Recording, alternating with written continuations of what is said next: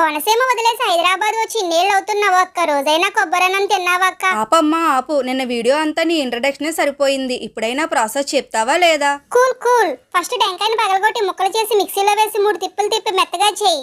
మెత్తగా అవలేదుగా. 3 పదుల వయసున్న మిక్సీలో వేసి తిప్పితే మెత్తగా ఎక్కడవుతానక్క? కాసాన్ని నీళ్లు పోసి తిప్పు. చలి నీళ్ళు వేయకు, జలుబు చేస్తుంది. వేడి నీళ్ళు వేసి తిప్పు. ఇప్పుడు ఒక కాటన్ క్లాత్ తీసుకుని అందులో వేసి గట్టిగా గిన్నెలోనికి పిండు. చూసావా, బర్రెపాల కన్నా కూడా తెల్లగా ఉన్నాను. 2 గ్లాసులు బియ్యం తీసుకో. సోనా మసూర్ వద్దు, నా రేంజ్కి బాస్మతి రైస్ తీసుకుని శుభ్రంగా కడిగి పక్కన పెట్టుకో. ఇప్పుడు పొయ్యి మీద ఒక పెద్ద గిన్నె ఒకటి పెట్టు. అక్కో, కొత్త గిన్నె ఎప్పుడు కొన్నావు అక్కో? ఫస్ట్ కొబ్బరన్నమే చేస్తున్నావు కదా.